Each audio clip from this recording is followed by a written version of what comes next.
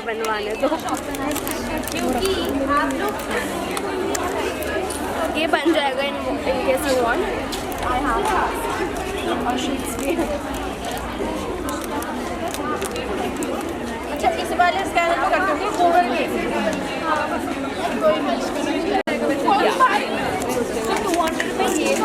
देखो सही बता रही है।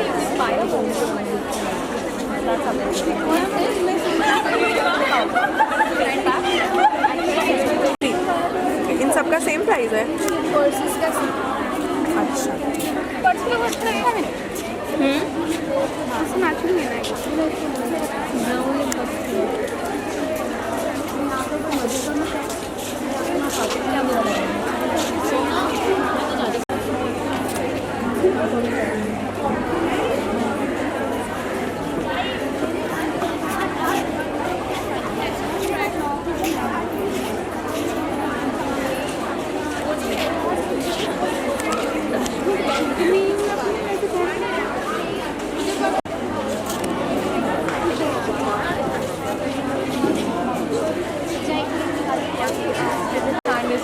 अगर आप और 3 पीसेस देखते 3-4 पीसेस तो it will be good for us. हमारा भी यूज करेगा।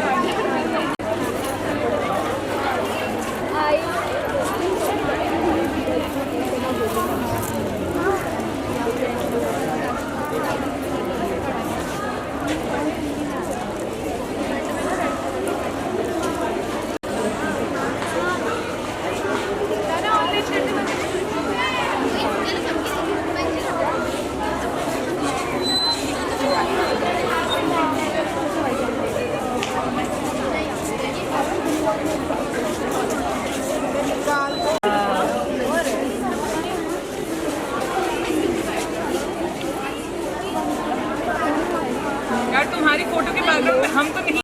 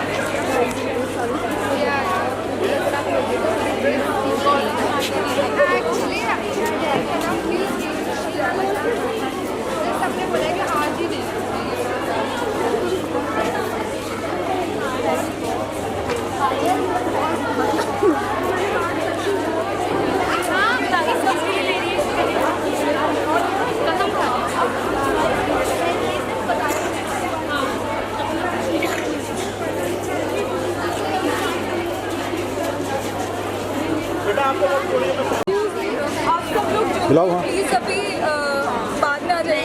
ऑडिटोरियम में चले जाइए। लाइब्रेरी में रखवाया है। बेटा ऑडिटोरियम में मूव कीजिए पहले आप लोग। इनॉग्रेशन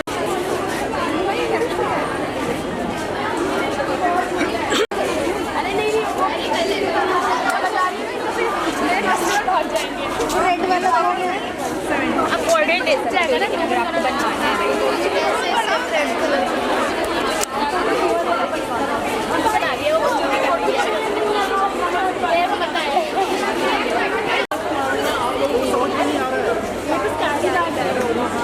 कोई बात नहीं। ये देखो, thank you so much.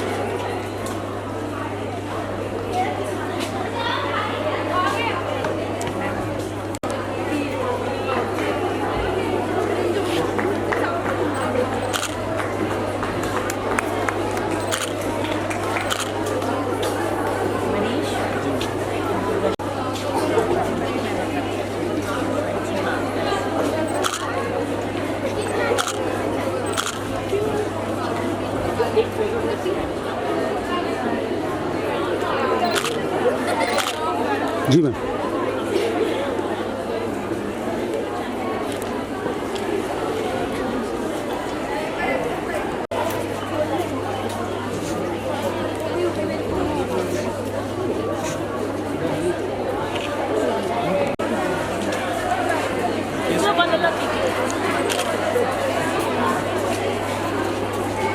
I would actually recommend trying this.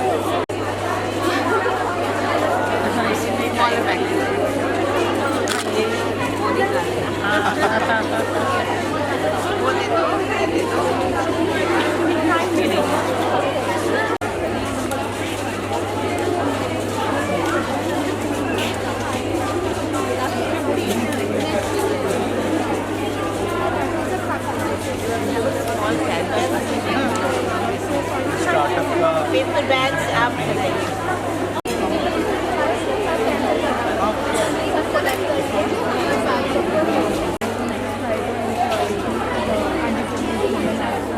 This side on. And these all are plants over here. They just get dry after some time.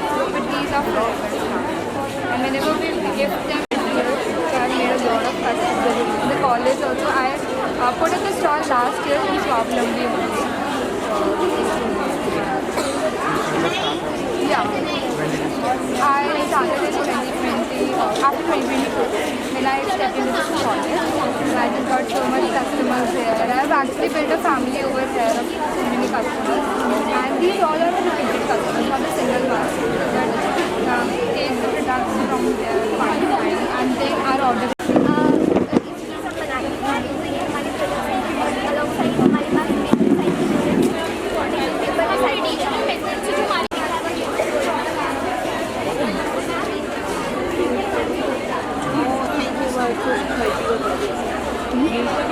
सबके लिए सब दिया है।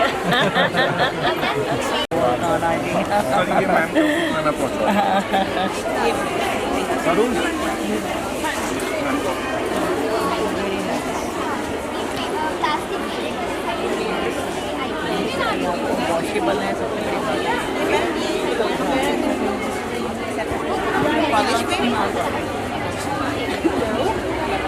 वो तो कंपोस्ट से कॉलेज में ही था। हाँ, ऑडिटोरियम का स्टार्ट करा देते हैं। And this is our stall. These are charm bracelets and this is crochet stuff.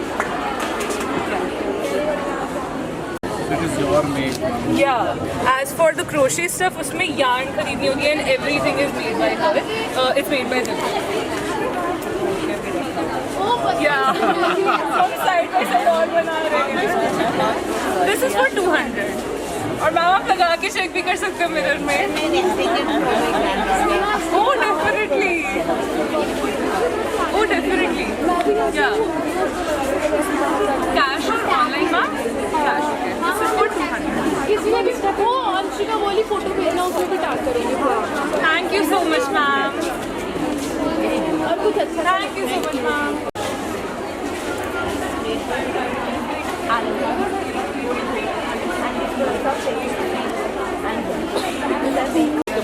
But अगर के पास है Even taste wash. We tried. No, I haven't tried that. because I make sulfate and paraffin because at my home I cannot see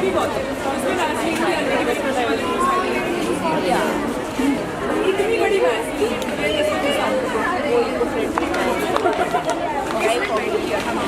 अगर आपने ये वैसे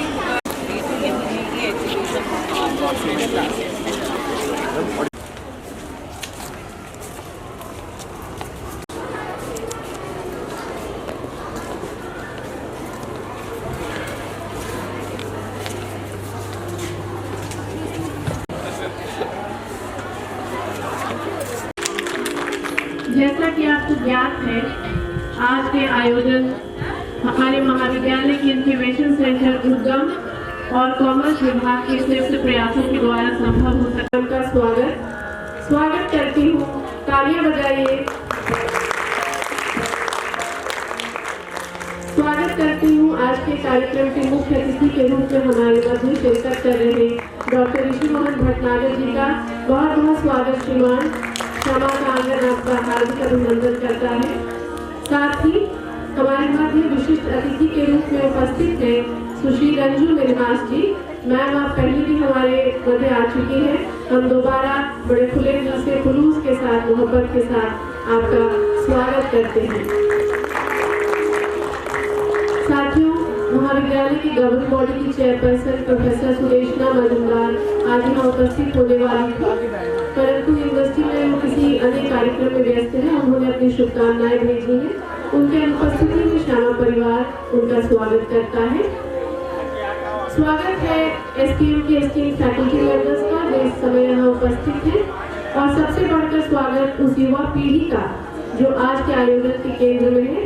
यद्यपि इस समय सभागार में कम है, लेकिन बाहर उनका हुजूम है। आप देख सकते हैं कि जो प्लाजा है उसमें बच्चे आज अपने अपने स्टॉल्स के साथ, असल में इस एक्सपो की जान वहाँ पर आप देख सकते हैं कि वे वहाँ पर उपस्थित हैं। तो उनका भी स्वागत करती हूँ मैं। और इस कार्यक्रम को अमली जामा पहनाने में डॉक्टर मनीष जो उद्यम के इंचार्ज थे, और डॉक्टर रश्मि जो कॉमर्स डिपार्टमेंट की टीचर इंचार्ज है, इन दोनों की मेहनत बहुत रंग लाई है। मनीष और रश्मि के लिए एक बार तालियां बजाइए। उन्होंने बड़ी मेहनत की है 2 दिनों के 20 और 21 2 दिनों के एक्सपो को एक सरंजाम देने में, अमली जामा पहनाने में। इस भूमिका के साथ आइए कार्यक्रम की ओर पहला कदम बढ़ाते हैं।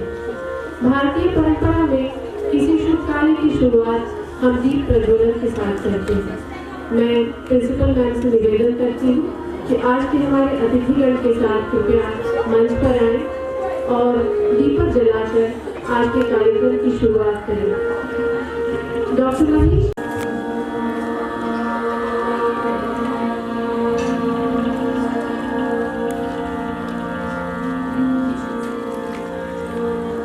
भारतीय गानों में ज्योति को ज्ञान के प्रतीक के रूप में देखती है। कहा गया है तमसो माँ ज्योतिर्गमय, मृत्योर्मा अमृतमय। हमें अंधकार से प्रकाश की ओर ले चले। हमारे महाविद्यालय का ध्येय वाक्य है तेजस्विना वर्धितमस्तु। यहाँ भी प्रकाश की बात है। हमारा अर्जित ज्ञान तेजस्वी हो, हम जो सीख रहे वह फलीभूत हो। इसी कामना के साथ आइए हम इस दीपक को जलाकर अपने जीवन में, अपने अंतर मन में एक नई ज्योति का संधान करें। आगाज करें उस नए उजाले का जिससे हमारा आज और आने वाला कल दोनों का पथ आलोकित हो सके।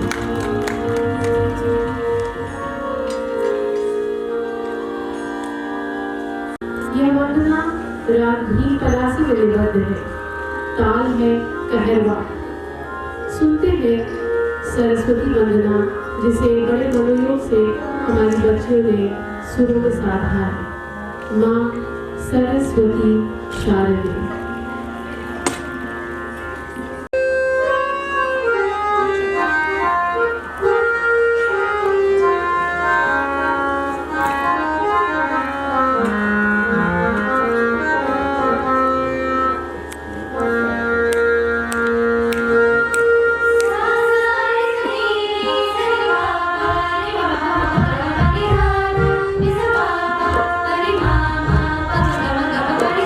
Sa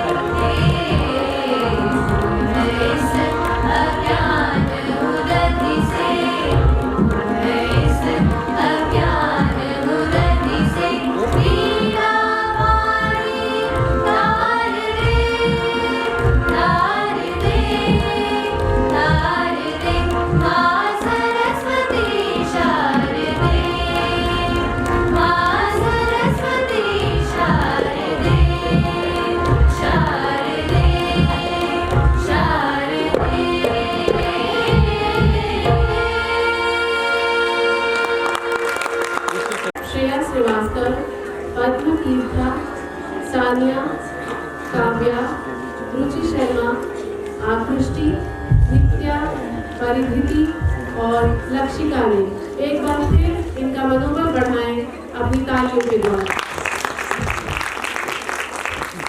तबले पर संगत कर रहे थे श्री आकाशदीप और हारमोनियम पर डॉक्टर रति कृष्ण नायर, श्यामा प्रसाद मुखर्जी महाविद्यालय के संगीत विभाग से। इस वंदना की दो पलक सवार कर इसे निर्देशित किया संगीत विभाग के अध्यक्ष डॉक्टर रति कृष्ण नायर एवं उनके सहयोगी डॉक्टर अविनाश कुमार ने। मैं सबकी ओर से आप सभी का एक बार धन्यवाद अर्पित करती हूँ।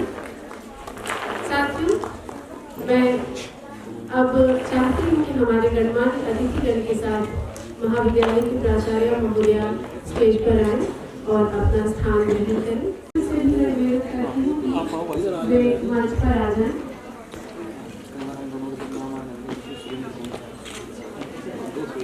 डॉक्टर रवि, आप भी मंच पर आ जाएं।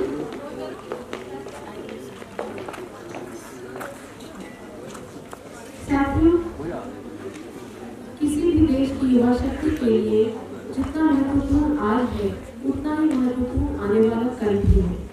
हमारा समाज कैसा बनेगा, हमारे राष्ट्र का निर्माण किन हाथों से होगा, हम उन्हीं हाथों को संभल प्रदान कर रहे हैं और उसी दृष्टि के साथ हमने 2 दिवसीय इस एक्सपो का आयोजन किया है, जिसमें नए नए विचार हमारे स्टूडेंट्स के बीच जाएंगे और इसलिए हमारे मध्य अतिथिगण जो उपस्थित हुए हैं उनका बहुत साधुवाद करती हूँ और यह अवसर उनके सम्मान का भी है। मैं निवेदन करना चाहती हूँ प्रिंसिपल मैम से कि आज के हमारे मुख्य अतिथि महोदय डॉक्टर ऋषि मोहन भटनागर जी का स्वागत करें।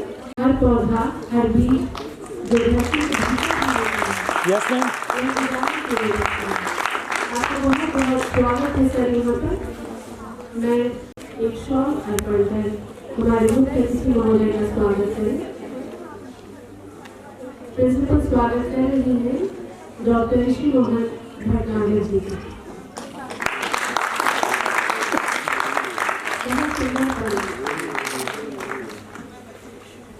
मैं प्रिंसिपल मैम से दोबारा निवेदन करना चाहती हूँ कि कार्यक्रम की विशिष्ट अतिथि डॉक्टर विकास जी का एक प्लांटर देकर सम्मान करें। यस मैम, स्वागत मैम, तुरंत स्वागत। प्रिंसिपल मैम एक शॉल प्रदान कर रजू मैम का स्वागत कर रही हैं। साथ ही आगे भी स्वागत कीजिए।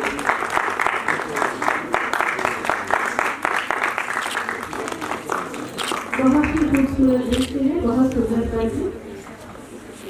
कोई भी कार्यक्रम महाविद्यालय का हो संभव है। यस सर,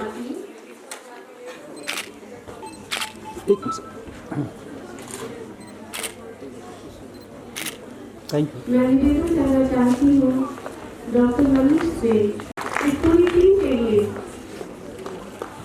यस सामने,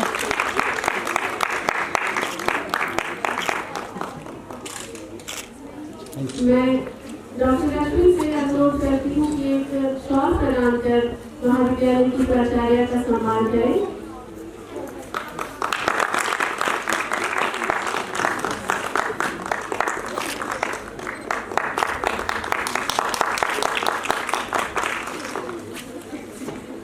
आप सभी का धन्यवाद। इस 2 दिन के कार्यक्रम की नींव रखी है, जिसका आज अभी उद्घाटन सत्र है।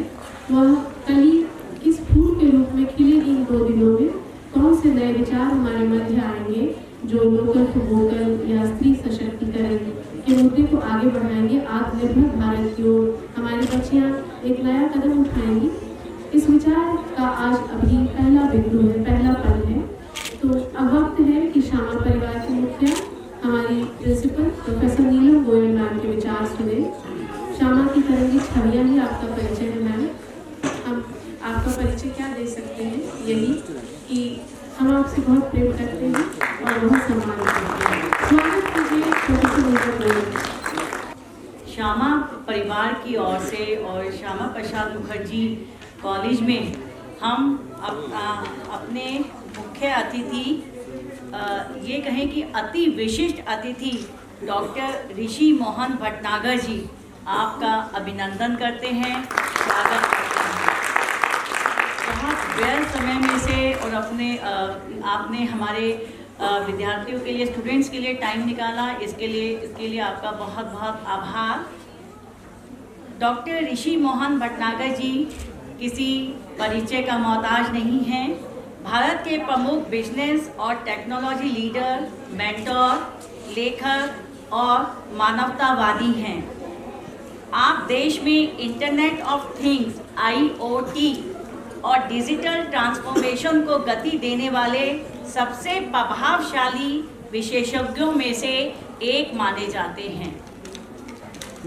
बहुत काम रहा और ये हमारा सौभाग्य है कि आज हमारे स्टूडेंट्स के मार्गदर्शन के लिए और स्वावलंबी 2025 के उद्घाटन सत्र में आपका आना रहा। हमारी अति विशिष्ट अतिथि सुश्री रंजू मिन्हास जी, ये पहले भी विद्यालय में आ चुकी हैं और बहुत ही प्रभावशाली आपका उद्बोधन रहा, तो दोबारा विद्यालय में आपका आना रहा। हम आपका भी स्वागत और अभिनंदन करते हैं। एक समर्पित शिक्षाविद, पर्यावरणकर्ता और महिला उद्यमिता की उल्लेखनीय समर्थक हैं। अनेकों पुस्तकें भी आप वेस्ट मैनेजमेंट पर लिख चुकी हैं और सभागार में उपस्थित सारी सीनियर फैकल्टी और जो उद्गम के कोऑर्डिनेटर हैं, डॉक्टर मनीष, को कन्वीनर डॉक्टर रविंदर और डिपार्टमेंट ऑफ कॉमर्स के कोलैबोरेशन में हम ये प्रोग्राम कर रहे हैं, उसकी कन्वीनर है डॉक्टर रश्मि। उद्गम के मेंबर्स हैं डॉक्टर सिद्धार्थ, डॉक्टर अभिनव पांडे, डॉक्टर अर्पित। पूरी टीम को मैं साधुवाद देती हूँ इस 2 दिवसीय सफल आयोजन के लिए। और वास्तव में बच्चों, मैं तो ये कहना चाहती हूँ, आज हमने देखा कि जब हमने एंटर किया हॉल में ज़्यादा स्टूडेंट्स नहीं थे।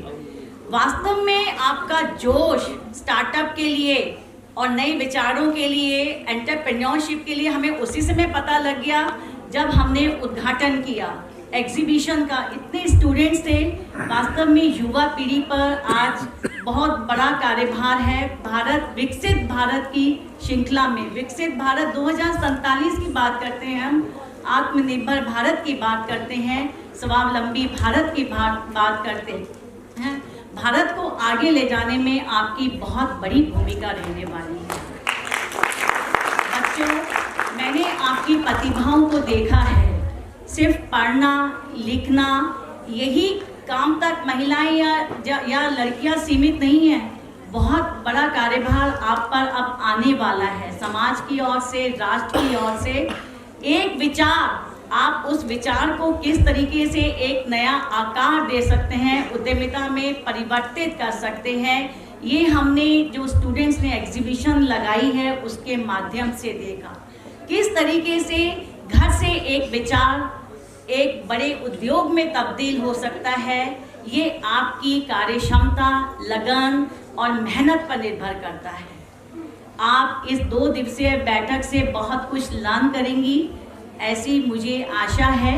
मैं बहुत बहुत शुभकामनाएं प्रेषित करती हूँ आयोजन समिति को और हमारे आए हुए जो गेस्ट हैं उनको कि वो बिजी समय में से समय निकालकर हमारे बीच आए। हमारे बीच में अतिथि के तौर पर डॉक्टर कमलेश भी आए हैं। मैं मंच के माध्यम से आपका भी अभिनंदन करती हूँ। 2 पंक्तियाँ कहकर कि आपका जो आने वाला उज्जवल कल है, भविष्य है, आपके अपने हाथों में है। सपने वो होते हैं जो बंद आंखों से नहीं, खुली आंखों से देखे जाते हैं।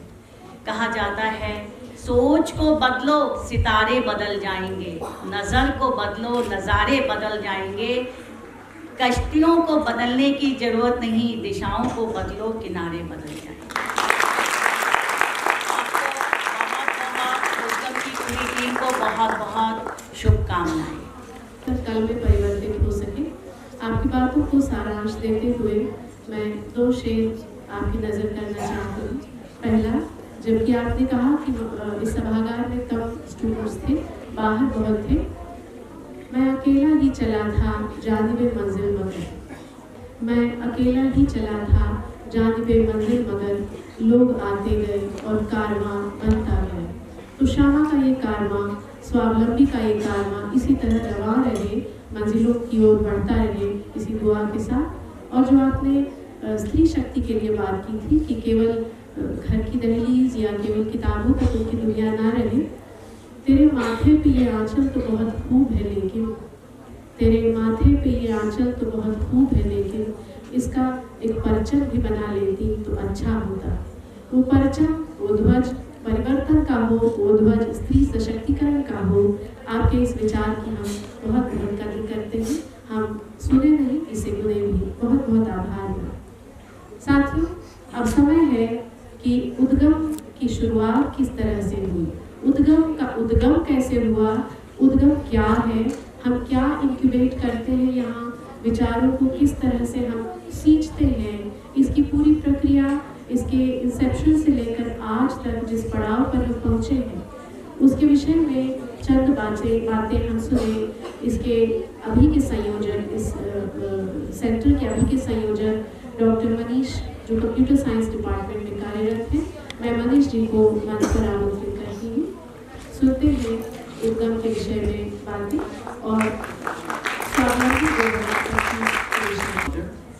आसीन पे मंच पर आसीन हमारे आज के अतिथिगण, यहाँ पे उपस्थित हमारे शिक्षक साथी और हमारे प्रिय जो सामने बच्चे जो बैठे हुए उन सभी का आज स्वावलंबी 2025 के उद्घाटन सत्र में मैं डॉक्टर मनीष कुमार सिंह, कन्वीनर उद्गम इंक्यूबेशन सेंटर, आपका अभिनंदन करता हूँ और आपका स्वागत करता हूँ।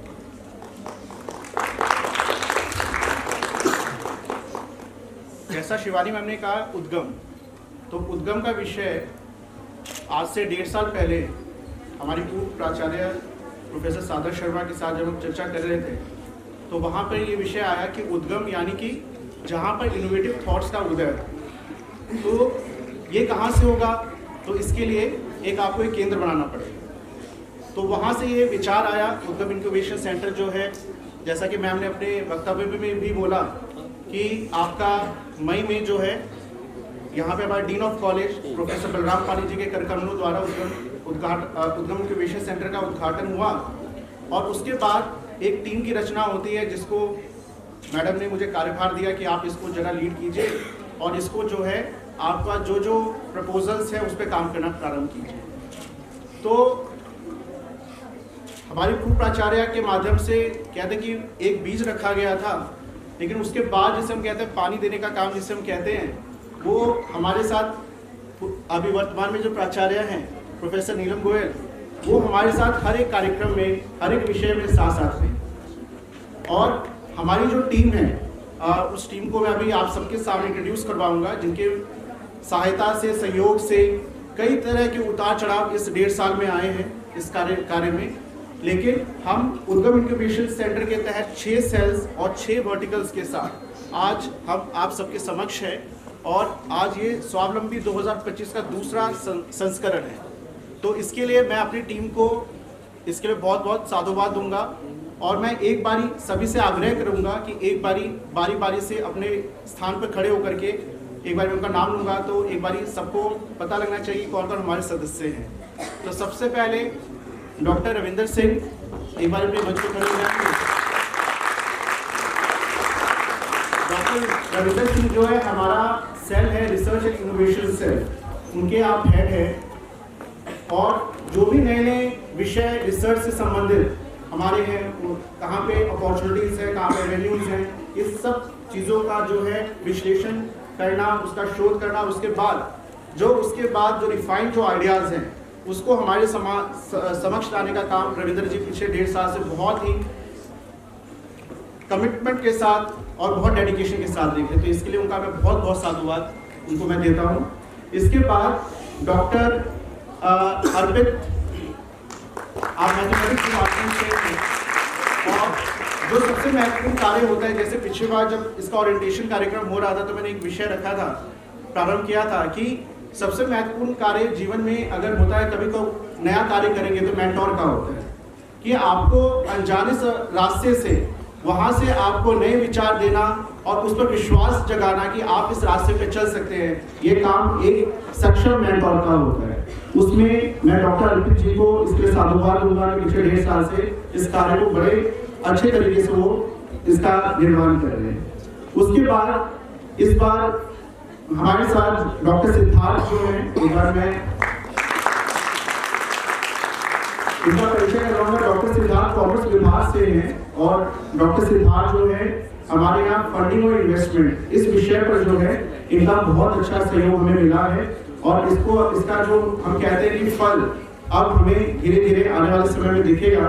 इसके लिए ऐसे अपेक्षा करता हूँ, उनका साधुवाद करता हूँ कि उन्होंने सक्रिय रूप से इस विषय पर काम वो कर रहे हैं।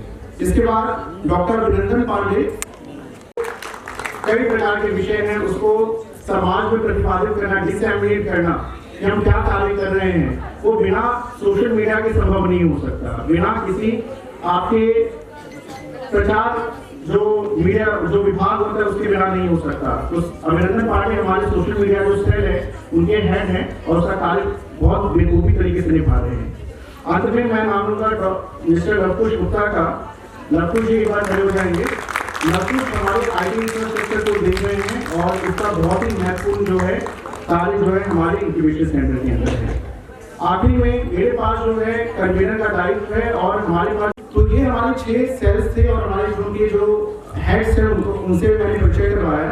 उसके बाद हमारे पास जो है जो इन 1 वर्ष का सफर जो है उसको ध्यान में रखते हुए हमने आज जो है मतलब उसका एक पूरा जो प्रोस्पेक्टस है वो हमने उसका कंपाइल किया है, जो आप तक वेबसाइट के माध्यम से आप लोग उसको पढ़ पाएंगे।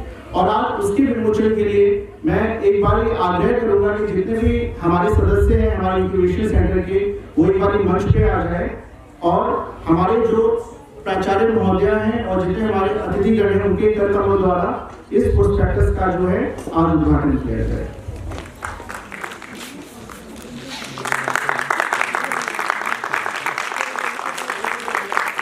यस सर, सामने सर आप थोड़ा सा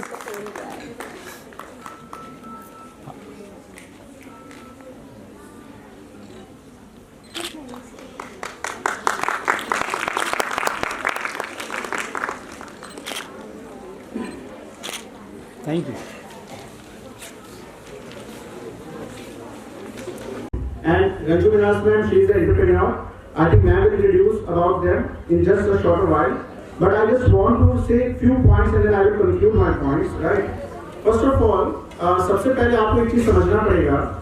देखो स्टार्टअप जो वर्ड है ना, आज के समय में एक बज़वर्ड है और आप सब सुन रहे हैं इस चीज को टीवी के माध्यम से, अखबारों के माध्यम से, मैगजीन्स के माध्यम से, और हर दिन आप नए नए किसी ना किसी जो आप कहते हैं स्टार्टअप के CEO या यूनिकॉर्न या आप कह सकते बिलियनियर मिलियनियर, ऐसे बहुत सारी चीजें सोच रही। देखो उन्होंने ये विषय प्रारंभ किया, उस पर उस समय उन्होंने काम किया और उसके बाद वो एक अच्छे मुकाम पे पहुंच गए। तो उसको देखने सुनने के बाद आपके अंदर भी कहीं ना कहीं ये मन में आता होगा कि क्यों ना हम स्टार्टअप की ओर जो है एक बार रुख करें। देखिए ट्रेडिशनल आपके पास जब स्कूलिंग आप करते हैं तो 2 विषय होते हैं, इंजीनियरिंग का और मेडिकल का। कभी भी आप जो ये तीसरा ऑप्शन जो है एंटरप्रेन्योरशिप का, इसके बारे में बहुत ही विचार कर दिमाग में आता नहीं है जल्दी से, और शायद उसका हमारे सामाजिक जो परिवेश है, जो हमारा जो एनवायरनमेंट है, उसके अंदर भी शायद इतना सपोर्ट नहीं है कि हम एंटरप्रेन्योरशिप के बारे में ये ऑप्शन हम या आप सोच सकें। लेकिन मेरा आपसे ये कहना है कि स्टार्टअप्स का जो बेसिक आइडिया है वो ये है कि जिस चीज की आपको आवश्यकता है आप उसके बारे में सोचिए कि उस समस्या का समाधान कैसे निकल सकता है, सोल्यूशंस कैसे निकल सकते हैं। जैसे कुछ उदाहरण दूंगा, जैसे आप देखिए ट्रांसपोर्टेशन में जब आवश्यकता थी कि आपको जो है कैब्स लेना है तो आपका ओला और उबर आ गया। जब आपको बाइक राइड करना था, है ना, चीप फेयर चाहिए था तो रैपिडो आ गया। आपको आपके घर तक सामान चाहिए था डिलीवर करने के लिए तो ब्लिंकिट और ज़ोमैटो आ गया, है ना। तो अगर आपको स्पेक्स भी बनाना है घर पे बैठे बैठे तो लेंसकार्ट आ गया। तो ये सब विषय जो है इसी से इन्हीं समस्याओं से जो है स्टार्टअप्स आपका आइडिया जो है निकल के आया और आज बहुत पॉपुलर हो गया है। आपके नॉलेज के लिए मैं बता दूं, आज वर्तमान में भारत के पास जो है लगभग 124 यूनिकॉर्न कंपनीज है। यूनिकॉर्न यानी जिसका रेवेन्यू $1 बिलियन है और ये बहुत ज़्यादा सैलानी हुआ है पिछले 15 वर्षों के अंदर ही, ये सारा डेटा जो इवॉल्व चीज़ें लोग हुए स्टार्टअप से। तो मैं एक बात के साथ बस अपने विषय को ऑन करूंगा कि जैसे इन समस्याओं को देखते हुए ये सॉल्यूशंस निकले, वैसे आज के समय में 5 बड़ी समस्याएं हैं जिसका आप सबके लिए मैं होमवर्क छोड़ के जा रहा हूँ। इस पर हमारे इंक्यूबेशन सेंटर अगले 1 साल पूरे ताकत के साथ काम करेगा और आप सब से ये अपेक्षा करते हैं कि आप सब इसके बारे में कुछ करना चाहते हैं तो आप सामने हैं। पहला विषय है आपका पर्यावरण, यानी कि एनवायरनमेंट। तो एनवायरनमेंट आप देख रहे हैं कि आजकल कितना AQI शब्द मेरे ख्याल से कुछ सालों में आप सबके बीच में आया है ना? क्यों? एयर पोल्यूशन बहुत हो रहा है ना, और बाकी आपका प्लास्टिक यूज हो गया और तरह तरह के वाटर पोल्यूशन, तरह तरह के पोल्यूशन आपके सामने नजर आ रहे हैं। तो उसको कैसे रोका जाए? तो इसके लिए एनवायरमेंट सस्टेनेबिलिटी नाम का विषय जो है, इससे संबंधित हमने कई विषय पीछे करवाए हैं। तो इससे संबंधित आप जो है स्टार्टअप्स के बारे में सोच सकते हैं। दूसरा हमारा विषय है इसके अंदर वो है स्वदेशी, जिसका हमारा आज का विषय ये है स्वदेशी, यानी आप जो आपके कंट्री में इंडिजीनियस जो डेवलप हुए हैं उससे संबंधित हम क्या सोच सकते हैं, उसको सपोर्ट करने के लिए हम स्टार्टअप्स में क्या चीजें उस दिशा में कार्य कर सकते हैं। तीसरा हमारा जो है वो है सामाजिक समरसता, यानी सोशल वेलफेयर। आज आप देख रहे हैं कि फेक न्यूज, हेट स्पीच, इससे संबंधित कई तरह के विषय समाज को बिखेरने का काम कर रहे हैं। तो इससे संबंधित आप AI का, मशीन लर्निंग का इस्तेमाल करते हुए साइबर सिक्योरिटी में कई तरह के क्राइम्स आपके हो रहे हैं, उसको रोकने के लिए आप जो है टेक्नोलॉजी का इस्तेमाल करके स्टार्टअप्स के एरिया में काम कर सकते हैं। चौथा हमारा जो है वो कुटुंब प्रबोधन यानी फैमिली वेलफेयर। आप देखिए जब से ये AI और टेक्नोलॉजीज आए तब से परिवार जो है साथ में परिवार के सदस्य बैठे रहते हैं, लेकिन आपसे बातचीत नहीं होती। क्यों? उनका ध्यान कहाँ होता है? मोबाइल में या अपने जो सोशल मीडिया हैंडल्स हैं। और इसके अलावा भी जो समाज में, जो परिवार में जो टकराव होता है उसका कहीं ना कहीं कारण जो है, जैसे हम साइकोलॉजी से संबंधित जो विषय है वो कारण है। तो इसमें क्लिनिकल साइकोलॉजी सबसे बड़ा आज के डेट में जो है एक चैलेंज भी है, और इससे संबंधित आपका जो है स्टार्टअप से संबंधित इस पे आपके आइडियाज भी हो सकते हैं। और आखिरी इसके अंदर आपका जो विषय है वो है इसके अंदर नागरिक कर्तव्य बोध, यानी जैसे हम फंडामेंटल राइट्स की तो बात करते हैं लेकिन फंडामेंटल ड्यूटीज की बात नहीं करते हैं। तो फंडामेंटल यानी सिटीजन्स को कैसे रिस्पॉन्सिबल बनाया जाए, तो इसमें सिटीजन रिस्पॉन्सिबल AI और दूसरे विषय हैं आपके, जिसको हमारे आज के वक्ता जो इस पे ज्यादा विस्तार से विषय रखेंगे। तो इन 5 विषयों के साथ जो है मैं आपको ये कार्य छोड़े जाता हूँ कि आप इस पे विचार कीजिए, और इंक्यूबेशन सेंटर और उसके सभी सदस्य आपके साथ कदम से कदम मिलाकर आपके साथ चलना चाहेंगे और स्टार्टअप्स की दिशा में आपको आगे बढ़ाने में हर तरीके से प्रयास करेंगे। इन्हीं शब्दों के साथ मैं अपने वाणी को विराम देना चाहूँगा। धन्यवाद। धन्यवाद बंधु मनीष, आपने जो 5 बिंदु दिए हैं, पर्यावरण, स्वदेशी, सामाजिक समरसता, फैमिली वेलफेयर और रिस्पॉन्सिबल सिटीजनशिप, ये आज की ज़रूरत है। आपकी टीम के जुनून को देखते हुए मैं आपके लिए 2 पंक्तियाँ कहना चाहती हूँ। मेरे जुनून का नतीजा ज़रूर निकलेगा, मेरे जुनून का नतीजा ज़रूर निकलेगा, इस स्याह समंदर से एक नूर निकलेगा। मैं आप सभी को बहुत साधुवाद देती हूँ कि आप नूर की तलाश में निकले हैं। और एक बहुत सुंदर शेर है दुष्यंत कुमार का कि कौन कहता है आसमां में सुराख नहीं हो सकता, कौन कहता है आसमां में सुराख नहीं हो सकता, एक पत्थर तो कभी ऐसे उठा लो यारों। तो मुझे लगता है स्वावलंबी 2025 में बड़ी तबीयत से यह दूसरा पत्थर उछाला है, पहला पिछले वर्ष और दूसरा इस वर्ष।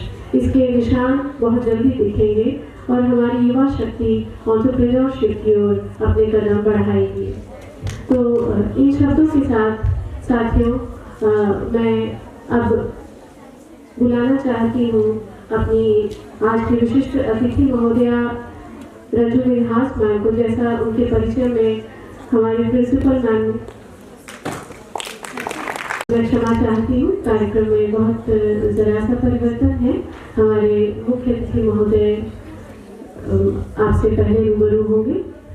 आपका परिचय देते हुए श्रीमान मैं सभा को बताना चाहूँगी कि आप भारत के प्रमुख बिजनेस और टेक्नोलॉजी लीडर, मेंटोर, लेखक और एक मानवतावादी हैं। टेक महिंद्रा से लंबे समय से जुड़े रहे हैं और देश भर के एंटरप्रेन्योर्स को दिशा देते रहे हैं।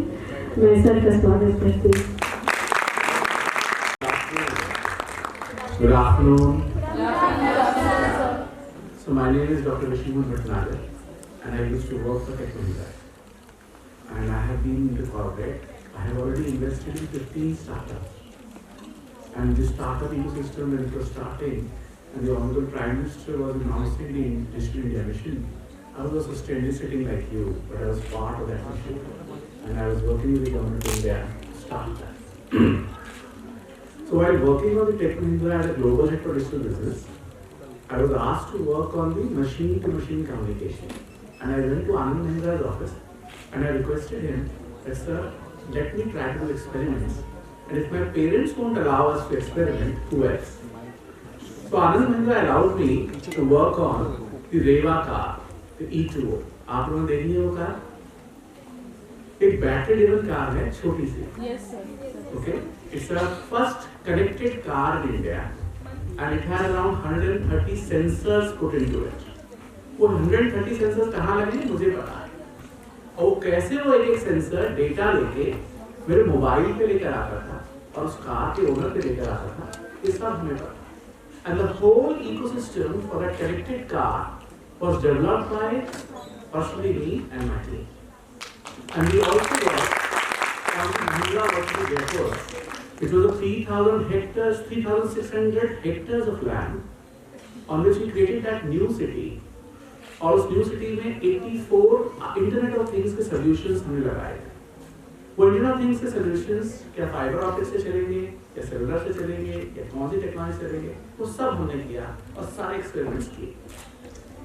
मगर मैं आनंद महिंद्रा के साथ जो हमने E2O चलाई, रेवा कार ली, उसके बारे में आप लोगों को बताना चाहता हूँ क्योंकि उससे एक लर्निंग है. वो कार 7.5 लाख रुपए की कार थी. 2012 में इंडिया गेट पे उसे लॉन्च किया गया. उसकी लॉन्च में आनंद महिंद्रा आए थे, मिनिस्टर आए थे, चीफ मिनिस्टर में शीला दीक्षित जी थी, वो सब लोग आए थे और बहुत पॉम्प एंड शो के साथ हम लोगों ने उसको लॉन्च किया. और हम सभी लोग कमरे में बैठे आनंद महिंद्रा जी को कह रहे थे कि सर इसे ग्रीन कार मत कहिए, इसे कनेक्टेड कार कहिए. जो आज जिसे हम टेस्ला कहते हैं, शायद वो हिंदुस्तान की टेस्ला कहलाते हैं. और आनंद ने कहा नहीं, हम इसे ग्रीन कार ही कहेंगे, ये फर्स्ट इलेक्ट्रिक कार है इंडिया की. ठीक है, गाड़ी लॉन्च हुई.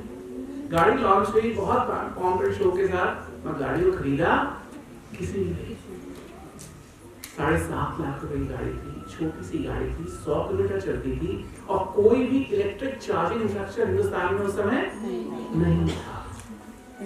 अब ऐसे समझ गए आपने इतनी अच्छी गाड़ी बना दी, टेक्नोलॉजी बेस्ट गाड़ी थी और उसे खरीदने वाला कोई नहीं. ना उस समय की सरकार एक्साइज में एग्जम्पशन दे रही थी, ना उस समय की सरकार हमें कोई सब्सिडी दे रही थी और उसको सेल करना मार्केट में बहुत डिफिकल्ट हो गया.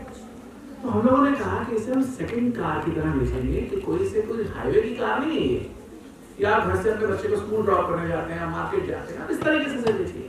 तो हमने अपनी मार्केटिंग स्ट्रेटेजी को चेंज किया.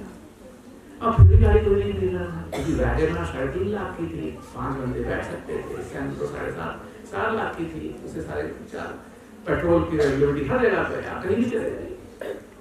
तो हम लोगों ने कहा क्या करें. तो सब लोग फिर कमरे में बैठे और हमने रियलाइज किया कि मैक्सिमम कॉस्ट उस कार की वो बैटरी है. हमने कहा आज से हम बैटरी एज अ सर्विस देंगे. आप हर महीने हर रोज पेट्रोल डलवाते हैं और पैसा पे करते हैं. इस तरह से आप गाड़ी को एज अ सर्विस लीजिए और बैटरी जो है वो महिंद्रास की ही रहेगी.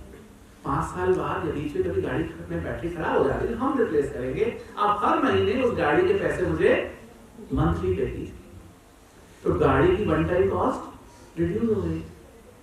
अब गाड़ी का जो बैटरी था उसके 3,000 रुपए से 5,000 रुपए महीने के बीच में हम चार्ज करने लगे. अब वो गाड़ी धीरे धीरे बिकने लगी क्योंकि वो कॉस्ट इफेक्टिव हो गई और उसको लोगों ने खरीदना शुरू किया. तो टेक्नोलॉजी तब तक काम नहीं करती जब तक कि हम उसे सेलेबल प्राइस में कंज्यूमर के लिए लेकर आता है. मसलन एक और स्टोरी अटैच है क्योंकि इसमें 130 सेंसर्स लगे. तो हमने कॉल सेंटर बना दिया. उस कॉल सेंटर में गाड़ी चलती दिखाई दे रही. तो एक बार कॉल सेंटर एजेंट आपस में उन्होंने कभी कॉल सेंटर में फोन किया तो वो एकदम स्ट्रिक्ट उनके नॉर्म्स होते हैं, इस क्वेश्चन का ये आंसर, इस क्वेश्चन का ये आंसर, इस क्वेश्चन का। तो जो बंदा होता है जो बैठा होता है कॉल सेंटर में, उसे कुछ और क्वेश्चन पूछना या कहना अलाउड नहीं होता। हमारा कॉल सेंटर एजेंट बहुत स्मार्ट था, उसने देखा कि जयपुर में गाड़ी का पीछे के टायर घूमता है पर गाड़ी चल नहीं रही, तो टायर चल रहा है और गाड़ी नहीं चल रही, तो उसने सोचा कोई नई चीज आ गई, लेट मी ट्राई समथिंग।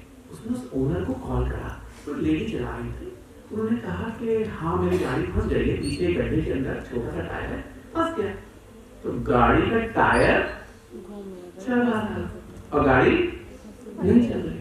तो उन्होंने कहा मैडम मैं आपको कुछ हेल्प करूँ? उन्होंने कहा हाँ प्लीज हेल्प करिए।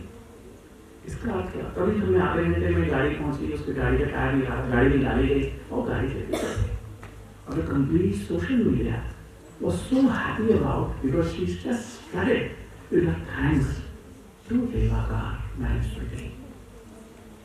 With the kind of data which we are getting, because so much of sensors, the quality of customer service that we can create can be extremely high. So technology itself is not something when created will result in money.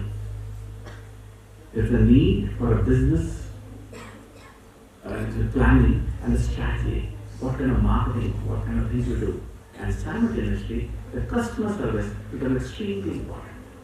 And then Petra started working for us as a business. Okay. So start thinking these lines and start thinking. Now I come to the next thought of mine, and I like to share this. I'm not talking about the Ramayana and Mahabharata, but the British history says that it was 11,000 years back when the mankind arrived on this earth. How many years? 11,000. But the first revolution took place as an industrial revolution in 1800s, when the machines started coming and the factories started coming in London, not England. Okay. But the second revolution, that is called the industrial revolution. But the second revolution came in 1990s when the computers, internet, mobiles started coming. That was the second revolution. And the third revolution is today, or maybe 5 years back it started, when the machines started talking to machines. And when the machines started talking to machines, and we create so much of data, now machine takes its own decision. आप car चलाइए, car में sensor है, गाड़ी के सामने कोई आता है तो गाड़ी अपने आप रुक जाती है, स्लो हो जाती है। इसका मतलब ये है you have made the car so intelligent that it can take its own decision. Right? Now I like to compare these three scenarios, 3 times.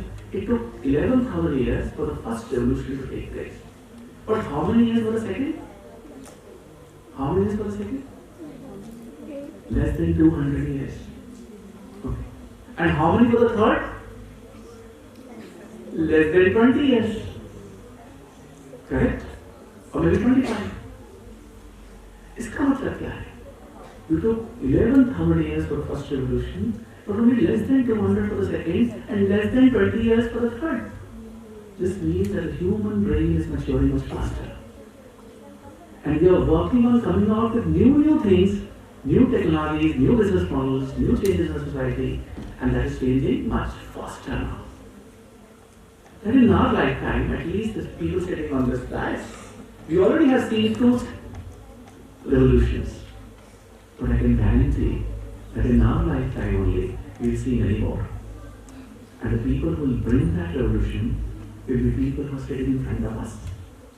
You are the people who are going to create those new technologies, new business models, and new changes which will bring new revolutions in society. But I'd like to continue with my comparison between these 3. In the first revolution time, we were under the British rule. So nobody was telling us that there is a factory coming in Nottingham and you will lose your jobs. The person who continued with cloth from the charkha now will lose his job.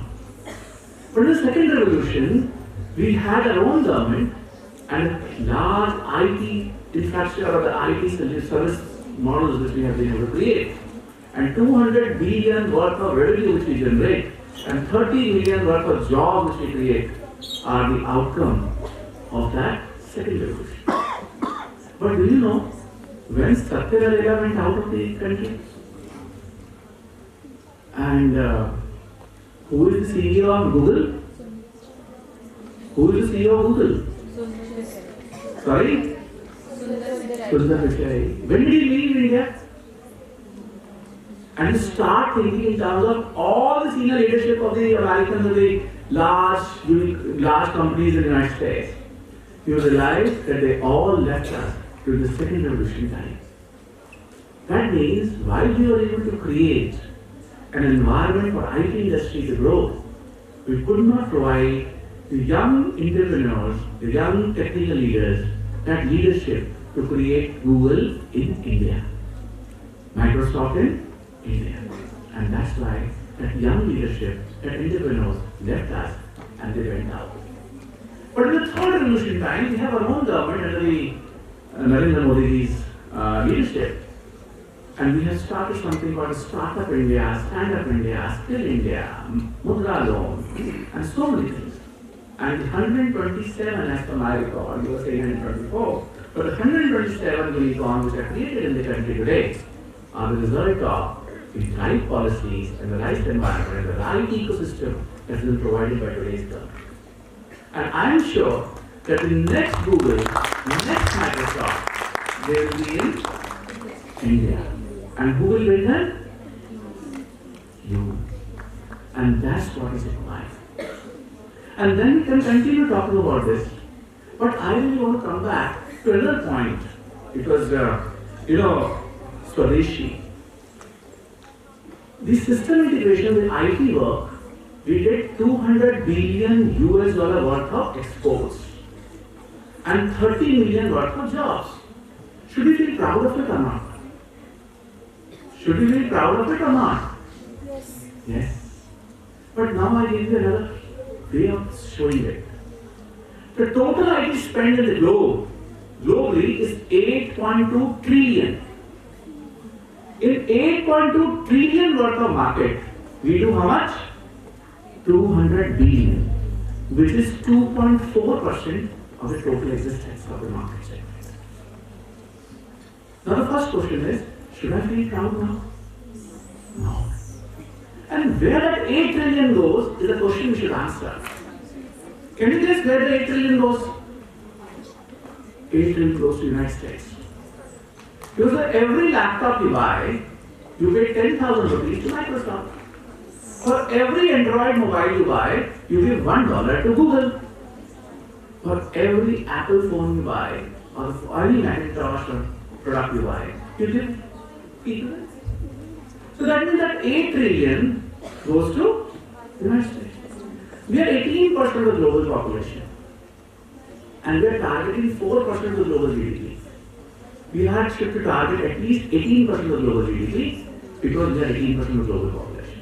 To achieve that, at least we have to start working on those platforms on which we do not have to pay license fee to the United States. And that will happen only when people like us, people like you, will work together to create those platforms. When I was in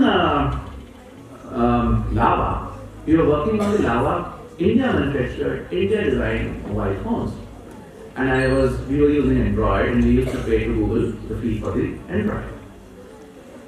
But IIT Madras had created something called Bharat Operating System. At Bharat Operating System, when we created, we started giving our mobiles to IIT Madras to create those with India Operating System, Bharat OS. Currently, it is under test because you will buy, when those Bharat Operating Systems implemented on a mobile, will also have WhatsApp, payments, LinkedIn, YouTube, everything working. Now this is getting tested. And after that, we will pay to IIT Madras for that Bharat operating system, but lesser than Google. That will reduce the cost to the customer and us, and will also help is creating our own platform, and that's what we have to do. Now start thinking in these lines for each and every market. Most of the base platforms are coming from outside India. and we need to start working. Now first the chip manufacturing, the operating system, everything is now getting into India. And as per the announcement by the Honorable Prime Minister, the first India semiconductor chip will be available for commercial purpose end of this year, only 1 month left. And that's how we will be able to create our own ecosystem for everything, and out of this 8.2 trillion, we will be able to extract much more for us. Because that's what we deserve. That's how we have to start thinking, that how can we build the base platform for ourselves and create it for the whole, the world. And that's how we'll be able to grow and scale. Now, 2 more topics which I want to touch before I leave. The first is on the artificial intelligence. Have you all worked and seen ChatGPT? Yes. Now, there is a question I'm asking, I say an exercise which I want to give you. Use ChatGPT and ask, who started the atomic theory in the world? It will say that in 1700 something, there was a person in the United Kingdom who started working on atomic theory. Now you go and start talking to DeepSeek and ask them, where is Arunachal Pradesh? It will say, I am not authorized to tell you where is Arunachal Pradesh. Okay? Because DeepSeek is based on the Chinese data set, whereas ChatGPT is based on Wikipedia. And if you start reading Wikipedia, it will have very anti-India narrative. That means there is a need for a Bharatiya GPT, which will have our own data sets. So what we have started creating, we have taken manuscripts of India. There was a time when there were 5 crore manuscripts. But due to invasions, burning of Nalanda and many other things, today we have knowledge of that there are 1 crore left. But out of those 1 crore, we only are aware, okay, these are here is around 50 lakhs, and only 3.5 lakhs have been digitalized. We have started working on digitalization of these manuscripts, getting the data, getting it interpreted to scholars because they are different scripts, and now we are creating something called Bharatiya GPT. Now, when you ask who started the atomic theory, Bharatiya GPT will tell you that there was Maharishi Karnad, in which in 2600 back, they created the Karnad Samhita, in which on this particular show, this particular chapter, this particular text is what is spoken about is atomic theory. It's a time for us to create the correct narrative for the world. And when you're going to start creating the correct narrative, at least you have an alternative. Now imagine, I keep on giving this example to everybody because now we all are big, but sitting on this side, we all have small kids also. A young small boy or girl going to school and the teacher says CAT SAT. उसके माँ बाप कुछ नहीं कर रहे, बच्चा कहेगा madam ने कहा है CAT SAT, तो CAT SAT ही होता, CAT SAT नहीं होता, आप कुछ भी कर लो। इसी तरीके से आज से कुछ सालों बाद अगर ChatGPT ये कहेगा कि नागालैंड की ये पर्टिकुलर ट्राइब तो एग्जिस्ट ही नहीं करती, तो वहाँ का ट्राइबल भी कहेगा कि हम तो एग्जिस्ट ही नहीं करते, क्योंकि ChatGPT कहेगा, है ना? इसका मतलब ये है कि अगर हम अपने कल्चर को, अपने पास्ट को, अपनी हिस्ट्री को सर्वाइव करके करेक्ट नैरेटिव नहीं देंगे, तो वर्ड सिर्फ ChatGPT की बात मानेगा। इसलिए हमारे लिए बहुत जरूरी है कि हम ऑल्टरनेटिव दें और ChatGPT को भी करेक्ट कराएं विद प्रूफ्स। ये मैन्युस्क्रिप्ट थी, ये 2500 साल पुरानी थी, इस 2500 साल पुरानी मैन्युस्क्रिप्ट में ये लिखा था, तो तुम ये मत कहो कि जॉन मैकआर्थर ने 1786 में किया, तुम ये बताओ कि 2500 साल पहले महर्षि कर्नाड ने ये लिखा था, उसके इतने सालों के बाद इन्होंने भी इसके ऊपर कुछ काम किया। तो एविएशन के लिए महर्षि भारद्वाज की किताब थी, जिन्होंने पुस्तक लिखी, उसके अंदर कितने तरीके बताए गए, कितने अलग अलग तरीकों से उन्होंने समझाया। तो आज की जनरेशन के लिए एक रिक्वेस्ट है तो एआई को यूज करके उसे करेक्ट हो दे और करेक्ट नैरेटिव को प्रोड्यूस करने की कोशिश करें। मैं एक कंपनी में इन्वेस्टेड हूँ जो कि टैक्स बॉट जीपीटी है, वो टैक्स के लिए काम करती है, Indian tax system, international tax system. एक कंपनी है जो कि लॉयर्स जीपीटी है, और एक इस तरह से अनेकों कंपनियां हैं जिसके अंदर आईटी में एआई पे काम हो रहा है। और मैं कई कंपनीज के बोर्ड और एडवाइजरी में हूँ जो कर रहे हैं। तो start thinking those lines that how can we start working on it. और एक लास्ट टॉपिक है, जब भी मैं महिला सशक्तिकरण की बात करता हूँ, मेरी 2 बेटियां हैं, तो मैं 2 चीजें सोचता हूँ और उसके बाद मैं उसका माइलस्टोन बनाना चाहता हूँ कि महिला सशक्तिकरण मतलब क्या है। बच्चियां स्कूल चली जाएं, कॉलेज चली जाएं, नौकरियां करने लगे, बड़े पोस्ट हैं। 500 BC से 1000 AD तक, 1500 साल तक हिंदुस्तान की जो अर्थव्यवस्था थी वो 30% प्लस थी of the global GDP. We were 30%, 35 to 38% during those 1500 years. Okay? उसमें पता है आपको कि richest people कौन थे?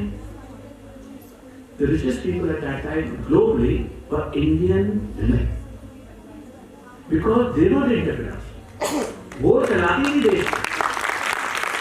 नालंदा तक्षशिला में रिसर्च, इनोवेशन और डिजाइन होता था, और घर के अंदर औरतें जो थी वो कपड़ा बनवाती थी, जेम्स और ज्वेलरी का काम करती थी, स्पाइसेस का काम करती थी, मेटलर्जी चलाती थी, और आदमी जाते थे ट्रेड करने के लिए। और स्किलिंग जो थी वो घर पे औरतें अपने बच्चों को इंस्टॉलेशन कराती थी। तो the richest entrepreneurs in the world were Indian women. That is the scale where we were. और एक लास्ट, आदि शंकराचार्य और मंडल मिश्र। आदि शंकराचार्य और मंडल मिश्र, इनकी डिबेट हो रही थी। वर्ल्ड की most announced, most thought of about debate है।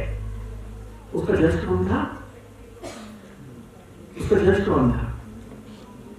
उसका जज था मंडल मिश्र की wife Uday Bharti.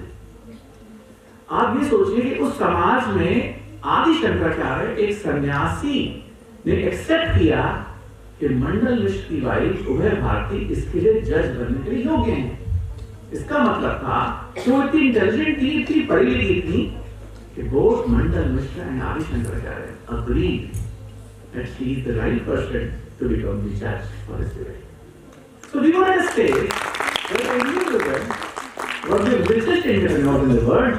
We were at a stage that Adi Shankaracharya and Mandal Mishra were accepting that Uday Bharati is the right candidate to become the judge of their debate.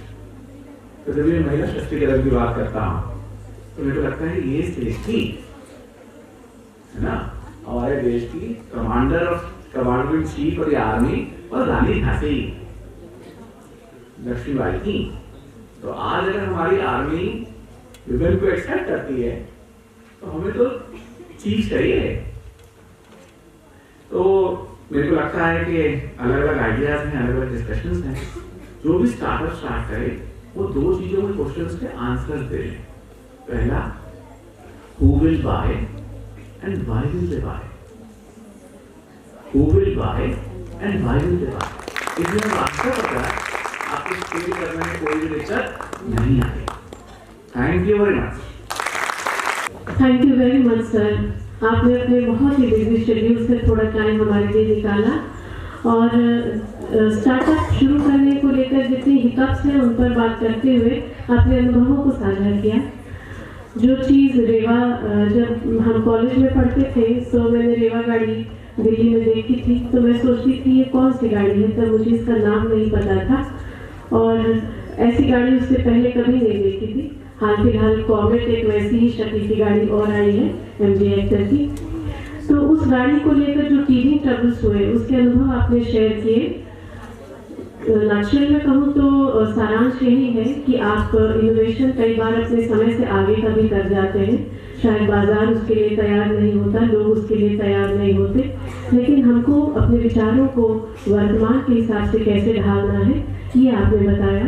एक शेर इसी बात पर आपकी नज़र करती हूँ है कि हम अपने कार्यक्रम की आज की विशिष्ट अतिथि तंजू मिन्हास जी से रूबरू हो, उनसे बातचीत करें, उनकी बातें सुने। आप एक समर्पित शिक्षाविद, पर्यावरण कार्यकर्ता, महिला उद्यमिता को समर्पित व्यक्तित्व हैं।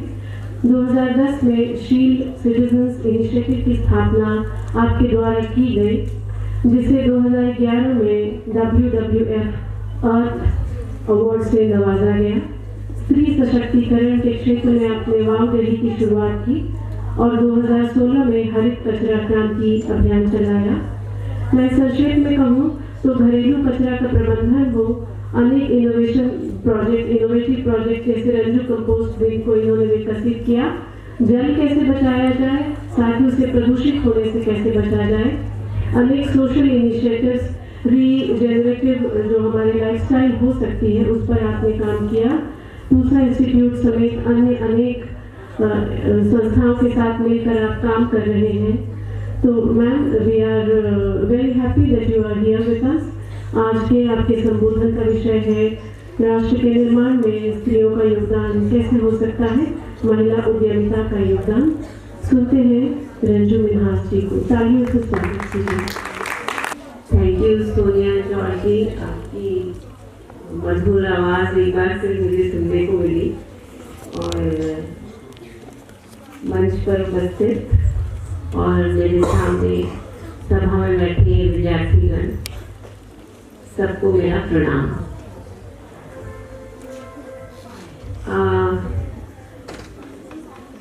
अच्छा रहता कि जो हमारी बाहर बच्चियां स्टॉल लगा के बैठी हैं, अगर वो यहाँ रहती तो जो अभी डॉक्टर ऋषि ने बातें बताई वो बहुत ज़रूरी है किसी भी स्टार्टअप को आगे लेके जाने के लिए। क्या चैलेंजेस आते हैं, उन्होंने अपने चैलेंजेस शेयर किए। तो अगर आपके फ्रेंड्स वहाँ स्टॉल में हैं तो उनके कुछ रिप्रेजेंटेटिव्स आके they should attend this session. तो अभी सर ने लास्ट बात की नारी शक्ति की, तो ये जो हमारी आधी आबादी जो किसी टाइम एक डिसीजन मेकर थी, फाइनेंसेस कंट्रोल, फाइनेंसेस बढ़ाने में, रिसर्च में जो हम इतना आगे थे, ऐसा क्या हुआ कि हम अब उसमें नहीं हैं और हम अपना योगदान नहीं दे पा रहे। तो ये थोड़ा सा बहुत चिंतन का विषय है। हम नवरात्र में 9 देवियों की पूजा करते हैं और हमारे बीच में चाहे आप पॉलिटिकल उसमें देखिए, सुषमा स्वराज जी हैं, इंदिरा गांधी जी थी, आज निर्मला सीतारमण है हमारी फाइनेंस मिनिस्टर, और हमारे अगर बिजनेस में देखें तो उसमें भी इंदिरा नूई जो मेरा नाम आ रहा है, टैक्सीको की हेड। तो अगर प्रॉपर लर्निंग मिले, प्लेटफॉर्म मिले, अपॉर्चुनिटीज मिले तो हमारी महिलाएं किसी से कम नहीं हैं। और जो हम बात करते हैं अभी एक टॉपिक वोकल फॉर लोकल, तो कहीं ना कहीं उसमें हमारी जो आधी आबादी का योगदान बहुत ही अहम है। तो उसको भी थोड़ा सा उसके ऊपर सोचने विचारने की ज़रूरत है। तो अभी मैं और उद्गम टीम को भी बहुत बहुत साधुवाद कि जो आज लास्ट टाइम ये आपकी टीम से इंट्रोडक्शन नहीं था, तो मैं खुद एज अ स्टार्टअप में क्या चैलेंजेस आते हैं तो वो ऑलरेडी आपने पूरे कर दिए हैं। जैसे कि रिसर्च, किसी भी प्रोडक्ट को लेके आने में उस पर इन-डेप्थ रिसर्च बड़ी ज़रूरी है। फिर उसके फाइनेंसेस, पैसा चाहिए, कहाँ से आएगा, तो उसके लिए डॉक्टर साहब को आपने हेड कर रहे हैं। Then there is packaging, there is marketing. अब सर ने लास्ट में जाते जाते बोला कि आप जो भी प्रोडक्ट बनाओगे, हु विल बाय, और वो क्यों खरीदेगा। तो मैं जब घर से आ रही थी तो मेरे हस्बैंड भी कॉर्पोरेट सेक्टर में है, तो मैंने उनसे पूछा कि would you like to give some inputs. So इसे नहीं, तुम बेचोगे कहाँ। मैंने कहा ये तो सोचने दो प्रोडक्ट क्या होगा, आप पहले कह रहे हो बेचोगे कहाँ। तो ये बहुत इम्पोर्टेंट पॉइंट है जो सर ने अपनी रेवा कार के ऊपर बताया। तो something similar experience we had in 2011, जो सर ने क्लॉथ बैग प्रोजेक्ट की सर से भी बात कर रही थी, क्योंकि हमारा कोई बैग खरीदने वाले नहीं था, 5 रुपए में भी नहीं खरीदते थे। तो उस टाइम गवर्नमेंट का भी कोई लॉ नहीं था और लोगों को नीड भी नहीं लगती थी। So we had to compete with polybags. तो कई बार हम अपने हमारी जो इनोवेशन होती है या हमारी सोच होती है वो मार्केट से अहेड होती है। तो कहीं ना कहीं दैट इज ऐसा नहीं कि innovation is a failure, it is more the उस time we are unable to market. तो एक बहुत बड़ा ये वो है। तो अभी आगे जाके बहुत आप में से बहुत लोग स्टार्टअप स्टार्ट करेंगे, क्योंकि गवर्नमेंट बहुत अपॉर्चुनिटीज दे रही है और स्किल सेंटर्स है जगह जगह, जैसे national cooperative union of India, वहाँ ट्रेनिंग्स होती हैं, एनयूएलएम दे रहा है। आपने एसएचजीज का नाम सुना होगा। एसएचजीज कितने लोग जानते हैं? एसएचजी सेल्फ हेल्प ग्रुप्स का नाम सुना है आपने? उसमें आपका लोकल एसडीएम से बहुत सपोर्ट मिलती है, आपको लोन मिल जाता है, इजी लोन्स मिलते हैं, प्रोजेक्ट्स बना के आपको दे देते हैं। कितने लोगों ने इसमें ट्राई किया है? Have anybody tried? किसी को या किसी को जानते हो आप? तो I will share with sir. तो ये आप एक लोकल सपोर्ट सरकार की तरफ से, आज आत्मनिर्भर भारत की बात अगर हो रही है तो उसमें सरकार की तरफ से पूरी सपोर्ट है। सर ने अभी खुद बोला, सर अगर आप इनका नंबर लीजिए, and I think you need to help उद्यम इन स्टार्टअप्स। तो सर ने 127 सर बोला, हाँ, यूनिकॉर्न्स उन्होंने शुरू किया। तो all those who are not present here, they are missing out on a golden opportunity to connect with him. So कहीं ना कहीं सरकार ये सब कर रही है, तो हमारी तरफ से हम ऐसा क्या करें एज महिलाएं? तो पढ़ाई लिखाई की पूरी अपॉर्चुनिटी है। आजकल वो टाइम नहीं है कि आप बोलो कि हमें अपॉर्चुनिटी नहीं मिली, राइट?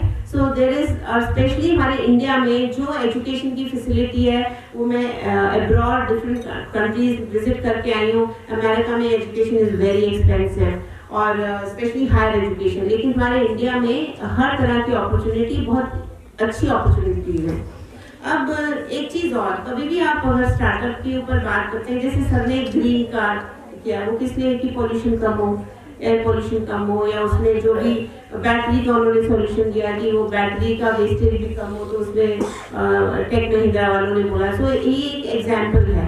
सो जो भी आप स्टार्टअप शुरू करें, वो आपका एनवायरनमेंट फ्रेंडली होना चाहिए। मतलब उसमें आप ये देखिए कहीं वो वायु प्रदूषित तो नहीं कर रहा, कहीं मिट्टी का प्रदूषण तो नहीं हो रहा, पानी की खपत कैसे हो रही है, पानी का जो वेस्ट निकल रहा है। आज की डेट में जो यमुना हम लोग बोलते हैं कि इतनी पॉल्यूटेड हो गई है और झाग इतनी हो रही है, तो पोल्यूशन जा कहाँ से रहा है? हमारे घरों से जा रहा है कि नहीं जा रहा? Do you agree? Because we are consumers. तो हम जो कंज्यूम करेंगे, फैक्ट्रियां भी तो वही सेल करेंगी ना, कि कौन खरीदेगा। जिस दिन हम बहुत सोच माइंडफुली अपनी बाइंग पे ध्यान देंगे कि हम क्या खरीद रहे हैं, क्या कंज्यूम कर रहे हैं और उसका एनवायरनमेंट इम्पैक्ट क्या है, तो आप भी वैसे ही प्रोडक्ट्स इनोवेट करना चाहोगे, स्टार्टअप्स में वैसे ही प्रोडक्ट बनेंगे, और तब पर्यावरण की अगर हम बात करते हैं तभी संरक्षण हो सकता है। अभी एक छोटा सा एग्जाम्पल मैं यहाँ पे देना चाहूँगी कि ये बाहर हमने देखे कि स्टॉल्स, काफ़ी तरह के स्टॉल्स लगे थे, कुछ तो, और उसमें पूरा ये एग्जाम्पल था कि कुछ प्रोक्योर बाहर से कर रहे थे सामान और बेच रहे थे। जैसे वो बिटिया को देखा, उसने वो स्वेटर्स और वो सब लेके आई थी, और कुछ ऐसे थे जो घर से खाने का, जो केक्स एंड पेस्ट्रीज कर रहे थे, कुछ ज्वेलरी कर रहे थे, कुछ क्रोशरी का काम कर रहे थे। तो आप बाहर से भी प्रोक्योर कर सकते हो कोई प्रोडक्ट, ऐसे प्रोडक्ट्स जो बिल्कुल ही नए किस्म के हो, और अपने आप से भी, खुद से भी बना सकते हो। दूसरा, जो मार्केटिंग के पहले चैलेंजेस आते थे, अब चैलेंजेस उतने नहीं हैं। जैसे ऑफलाइन मार्केटिंग अब थोड़ी कम हो गई है, हम लोग ज़्यादा मार्केटिंग, ऑनलाइन मार्केटिंग कौन कौन करता है, कौन कौन सामान खरीदता है? हाथ खड़े करो, देखो आप, ऑलमोस्ट 90% मैं खुद करती हूँ। मैं खुद इसे, अभी मुझे लगता है मार्केट में जाने में टाइम बर्बाद होगा, तो आई डू ऑनलाइन शॉपिंग। तो देयर आर वेरियस प्लेटफॉर्म्स, अगर हम वहाँ से खरीद रहे हैं तो हमारे लिए बेचने की भी वो एक अपॉर्चुनिटी है कि नहीं है? तो उसको हम कैसे यूज करेंगे? ऑलरेडी आपके पास डिपार्टमेंट है उद्गम में, आप उनसे कंसल्ट कीजिए। और इवन जो आपका प्रमोशन का उन्होंने बताया कि social media promotion, that is also very important, तो वो भी आपके पास एक है। तो कैसे उस चीज़ को आप कॉलेज के उद्गम सेंटर की मदद से कैसे उसको आप लेके जा सकते हैं, तो उसके ऊपर भी ध्यान दीजिए। दूसरा मैं खुद एक वेस्ट के ऊपर मेरा रिसर्च रहा है last year, I don't know how many of you attended, तो उसमें मैंने मेंशन किया था कि मेरा किचन वेस्ट मैनेजमेंट पे ज़्यादा काम रहा है। आपके घर में जो भी सामान आता है, आप बाहर से लाते हो, चाहे सब्जी लाते हो, कपड़े लाते हो, उसके साथ पैकिंग आती है एंड व्हाट हैपेंस इज कोई भी प्रोडक्ट जब बनता है, एक तो प्रोडक्ट है, लेकिन उस प्रोडक्ट के बनने में अगर हम उसको कोई खेती का प्रोडक्ट ले तो उसमें किसान की मेहनत है, फर्टिलाइजर है, ट्रांसपोर्टेशन है, पैकिंग है, यू नो जब तक वो आप तक आता है तो बहुत उसमें फाइनेंसेस लगते हैं। तो एनी प्रोडक्ट विच इज, आप सोचते हो कि मैंने प्रोडक्ट ले लिया इतना ही था, लेकिन उसमें जैसे पैकेजिंग है, कुछ है, तो even there is money in that also. So we have to look at upcycling और रिसाइक्लिंग।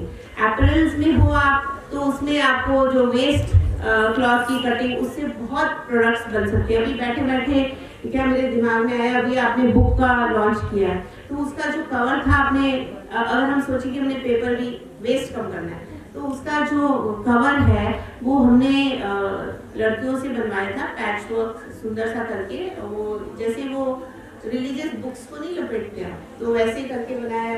तो अभी ये पेपर तो हम फेंकेंगे ना, नहीं लेके जाएंगे, अभी डस्टबिन में जाएगा, लेकिन अगर उस तरह का कुछ आपने बना दिया होता तो शायद सर भी अपनी जेब में रख के ले जाते। तो कुछ भी आप करो, तो उसमें आप ये देखो कि वेस्ट तो नहीं जनरेट हो रही। जैसे अभी आई एम हैप्पी, काफ़ी जगह हम जाते हैं तो हमें पानी की प्लास्टिक की बॉटल मिलती है, so where we have glass bottle and glass. So चाहे कोई इवेंट हो, चाहे आपका पर्सनल घर में वो हो, आप कैसे किसी वेस्ट को कम कर सकते हो, उसके ऊपर आपको फोकस करते हुए अपने जो भी आप स्टार्टअप करो, जो भी बिजनेस के बारे में सोचो, आप कर सकते हो। अभी दूसरा ये है कि आप अपने आप को लिमिट मत करो, लिमिट दायरे में मत बांधो। ये मत सोचो कि सिर्फ मैं सिलाई कढ़ाई कर सकती हूँ या मेरे को कुकिंग रिलेटेड ही कोई काम करना है। तो आज की डेट में तो अभी जो सर ने एक इतना अच्छा सजेशन दिया कि जो चाइनीज मैनेज करें AI ChatGPT, तो उसमें कितने आप टेक्नोलॉजी में देखिए, कुदरत लड़की लड़के में भेद नहीं करती, मानते हो?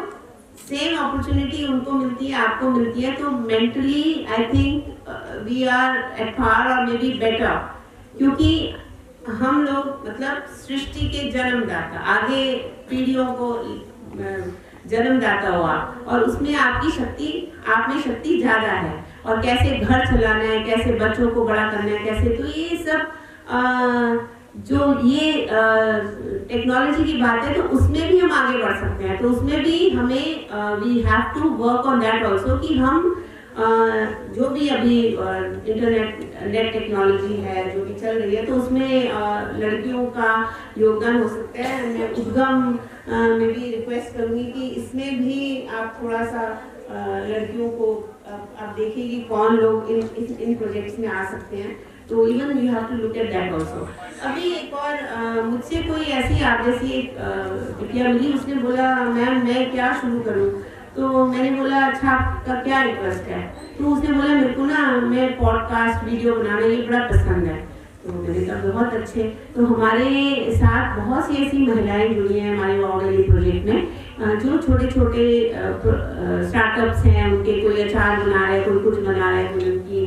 तो हमने बोला कि देखिए आप उनको बुलाइए और उनका पॉडकास्ट कीजिए and do a series of podcast.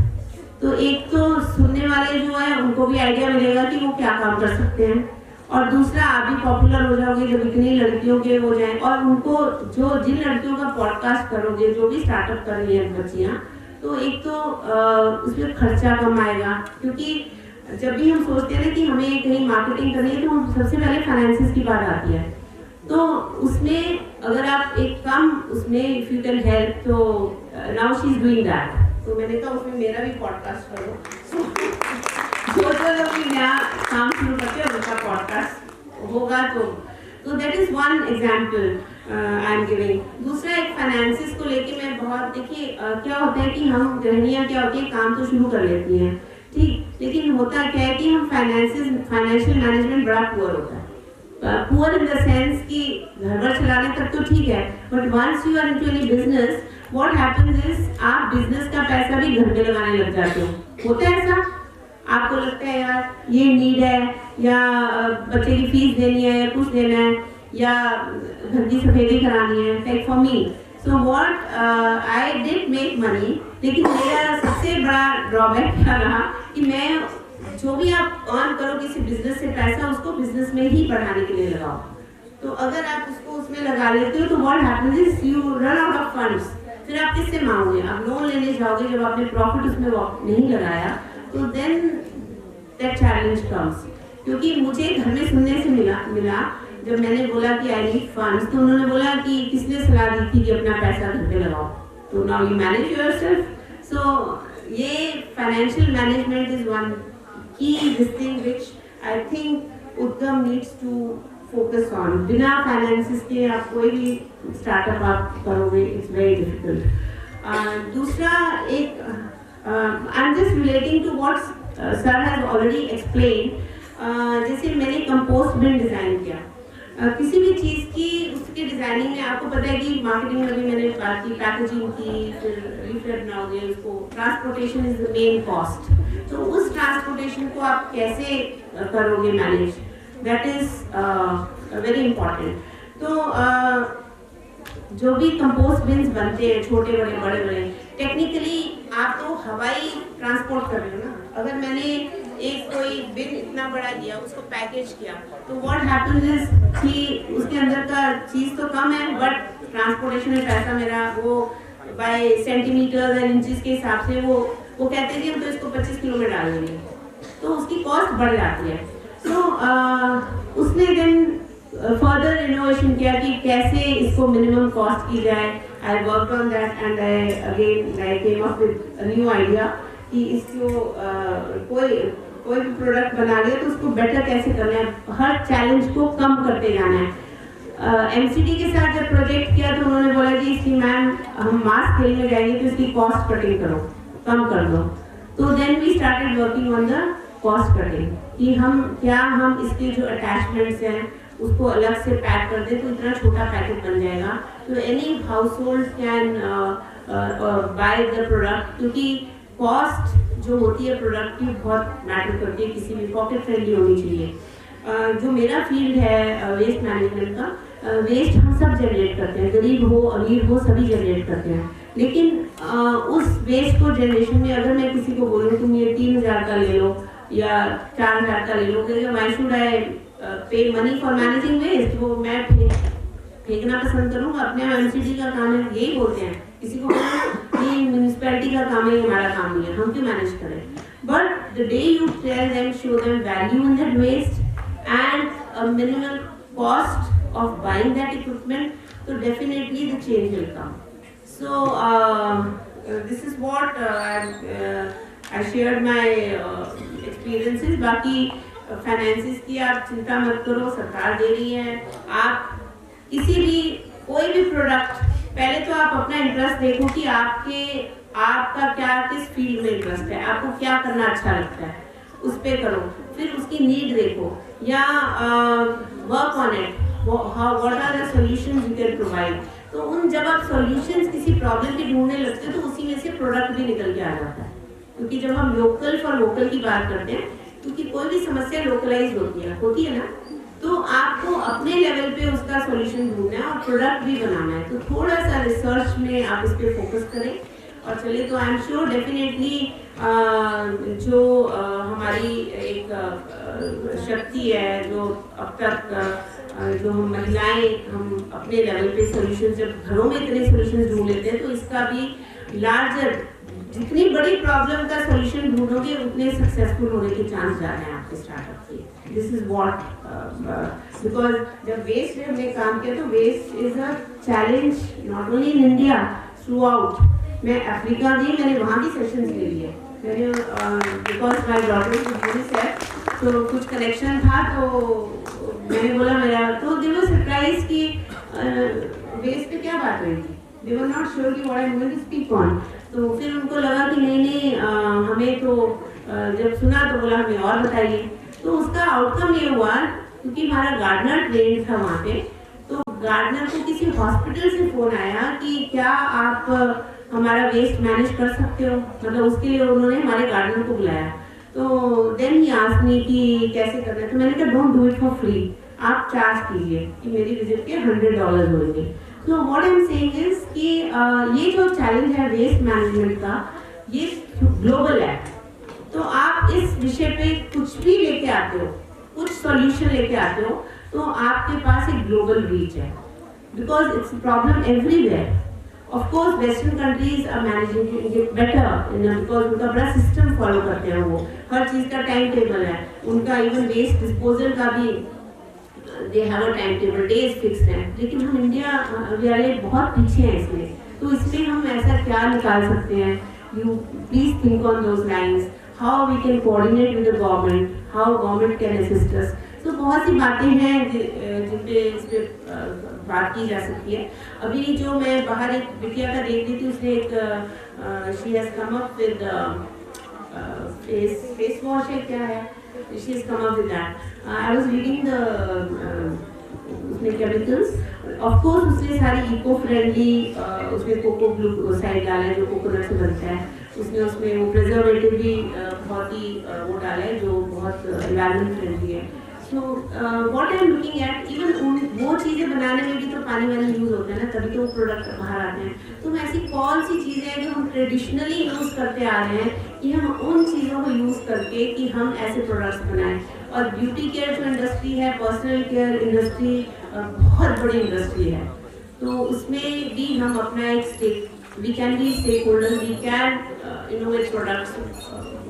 जैसे आप बीज वैक्स के ऊपर बहुत सी चीज़ें बनती हैं। एक मैं और पॉलीथीन का आपको घर जाके आप ट्राई करना, एक एग्जाम्पल बताती हूँ कि जो दिस इज, आपने बीज वैक्स क्लॉथ का नाम सुना है ना, बीज वैक्स क्लॉथ।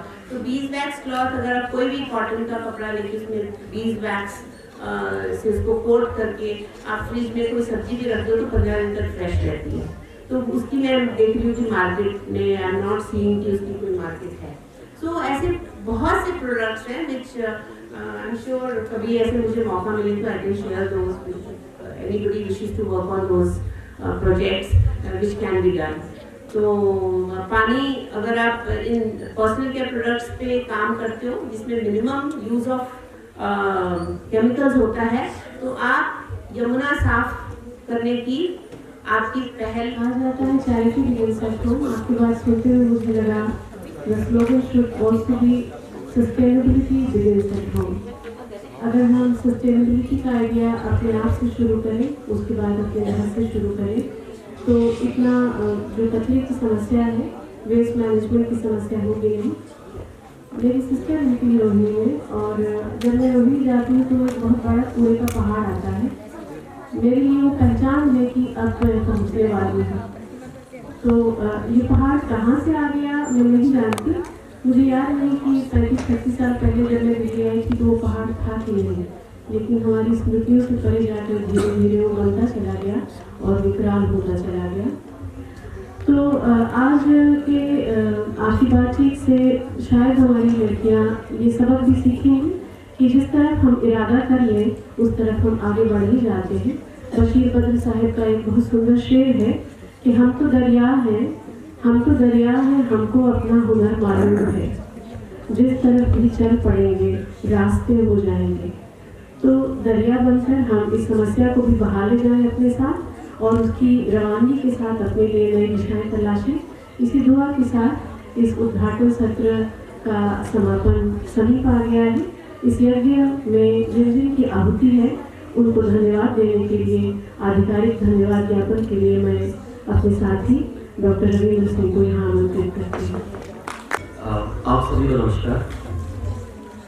जैसे कि आज हमारा जो स्वावलंबी है स्टार्टअप एक्सपो 2025 वो 2 दिवसीय कार्यक्रम है। उसका पहला आज सत्र था, इनॉग्रेशन सेशन, उसका समापन है।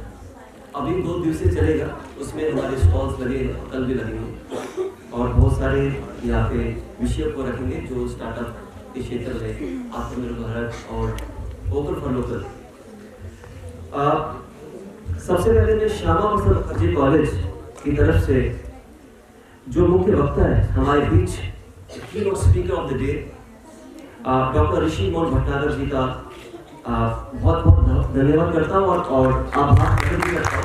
2040 से जिस प्रकार से आपने टेक्नोलॉजी और इनोवेशन के एस्पेक्ट को डीपली फोकस किया और उसमें आत्मनिर्भर भारत के ऊपर ध्यान दिया, किस तरह से हम सेल्फ रिलायंट इंडिया पे फोकस कर सकते हैं। और वैसे सर हम समाजशास्त्र से हम सारी चीज़ों को पढ़ते हैं और उसका विश्लेषण करते हैं, तो मुझे लगता है कि कहीं ना कहीं जो आपने भारतीय जीपीटी और चैट जीपीटी के विषय रखा, तो ये विषय हमारे क्लासरूम में अक्सर उठता है और किस प्रकार से आज जो टर्म पेपर बच्चे उसकी मदद लेते हैं, तो किस तरह से आप लोग अपने इतिहास को जानने के लिए उन इंडियन टेक्स्ट को भी पढ़ना बहुत जरूरी है।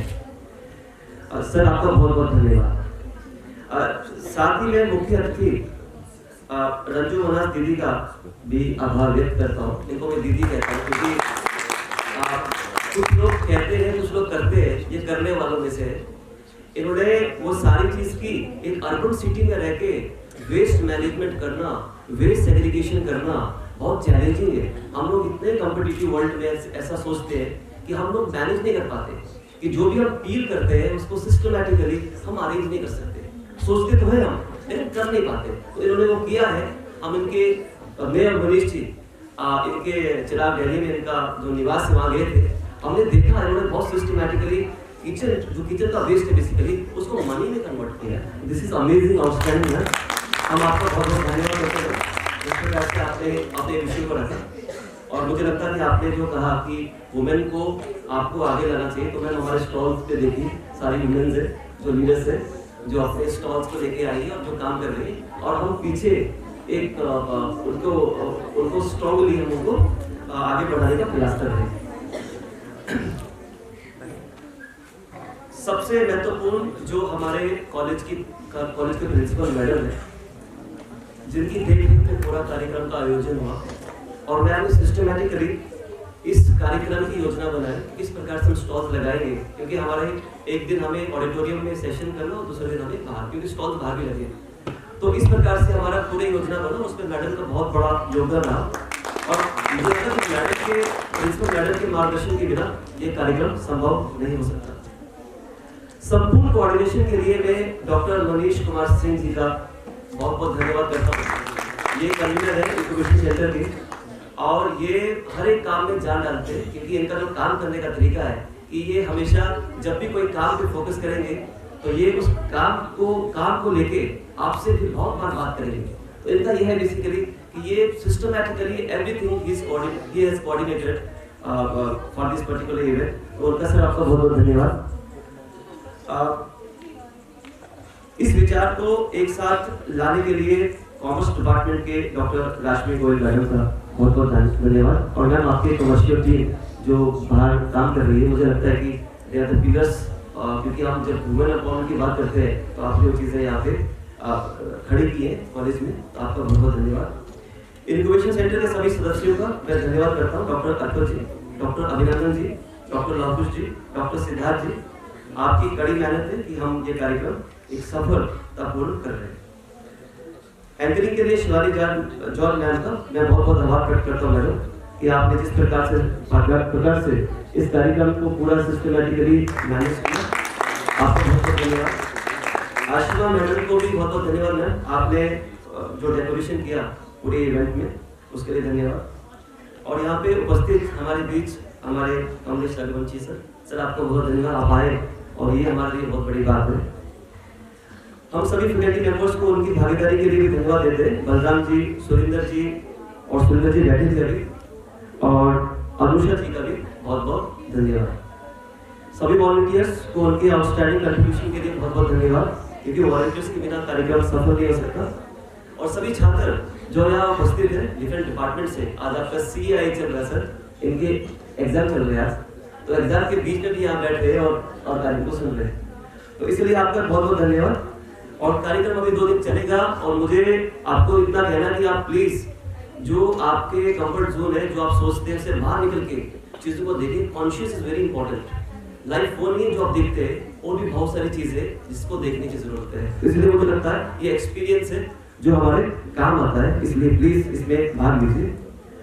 सो कार्यक्रम को सिस्टमैटिकली मैनेज करने के लिए मैं नॉन टीचिंग स्टाफ को भी बहुत बहुत धन्यवाद देता हूँ और आभार प्रकट भी करता हूँ। रितेश जी, सरजीत जी, जॉनी जी, अंकित जी और आशीष जी और तरुण जी का। तो इसी के साथ हम इनॉग्रेशन सेशन का समापन यहाँ करते हैं। बहुत बहुत धन्यवाद।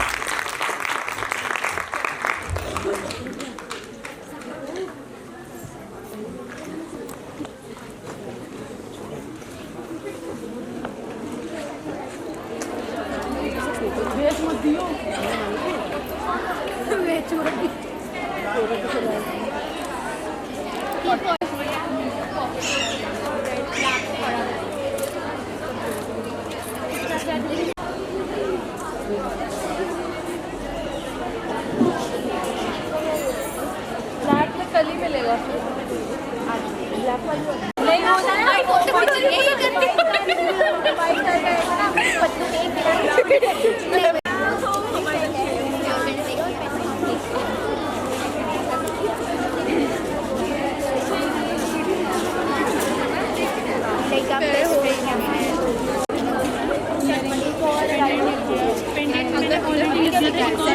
अभी एक और पेंडेंट, फिर एक इयरिंग 70 का।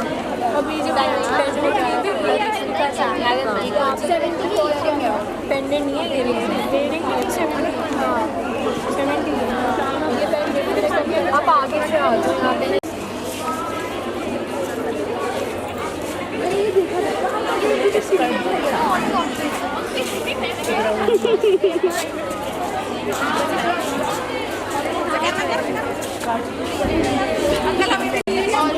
Almost everything.